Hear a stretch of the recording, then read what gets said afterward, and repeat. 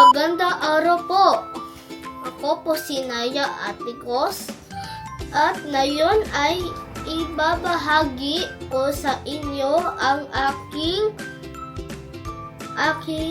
naging panayam kay Lolo Ellen at sa aking daddy tungkol sa kanilang mga kaugalian noong sila ay bata pa. Ang unang tanong po ay, ano ang mga kaugalian na itinuturo sa inyo ng mga magulang ninyo upang maging magalang at maayos na tao? Sabi po ni Lola, tinuturuan siya ng kanyang mga magulang na laging gumagamit ng po at opo kapag nagkikipag-usap sa nakatanda. Dapat daw po laging magalang at huwag sumasagot ng pagbalang. Natutunan din daw po niya na tumutulong sa gawain bahay at huwag maging tamad. Sabi naman po ni Daddy, tinuturuan siya ng kanyang mga magulang na maging responsable at matutulungin mga sa kapwa. Mahalaga rin daw ang pagiging masipag at matapat sa lahat ng bagay. Next po. Ang susunod lang po tanong ay paano?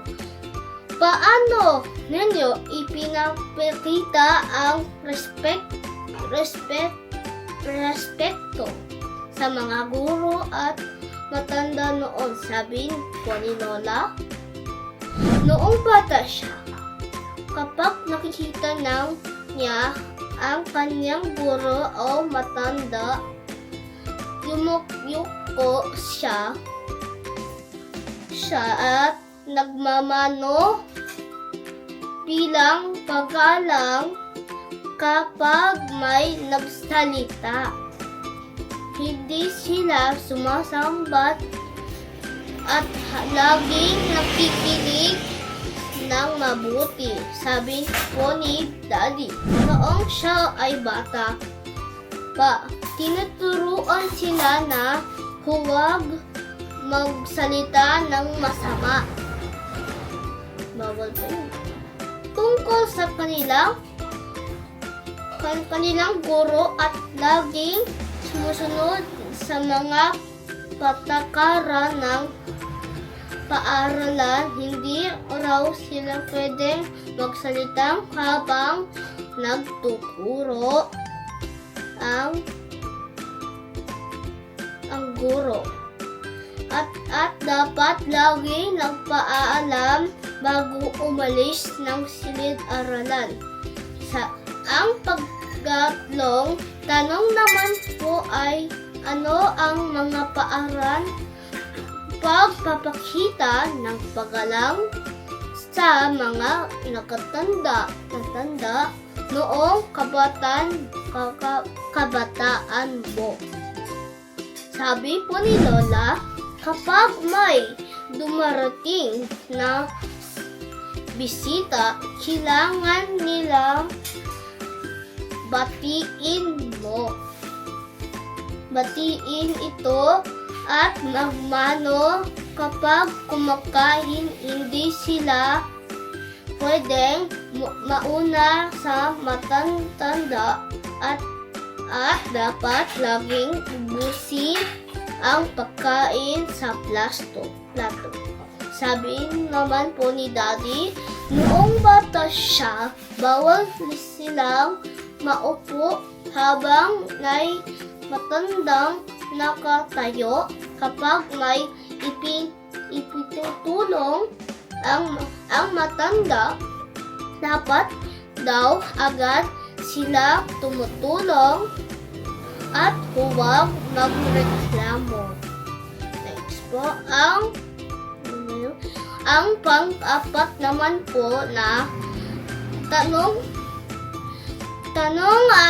ay ano ang mga bagay na ipinagbawal gawin noong bata ka? Sabi po ni Lola, bawal sila lumabas ng bahay nang hindi nagpapaalam.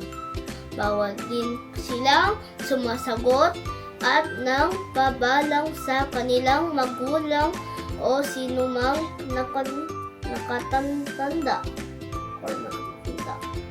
Sabi naman po ni Daddy, bawal sila maglaro sa gabi dahil sabi nagmatatanda may mga engkanto daw. Bawal din sila magtapon ng pagkain dahil ito raw hindi magalang at tanda ng pagiging walang respect sa biyaya ng Diyos.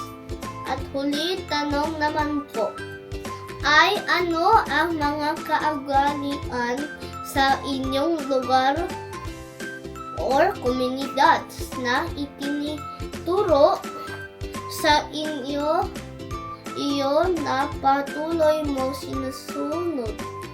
Sabi po ni Lolo at Daddy, hanggang ngayon ay patuloy pa rin nila sinusunod at pagiging magalang at matulungin sa kapwa. Ako rin po ay tutong nagmamano sa matanda. Gumagamit ng opo at opo at tumutulong sa gawain bahay.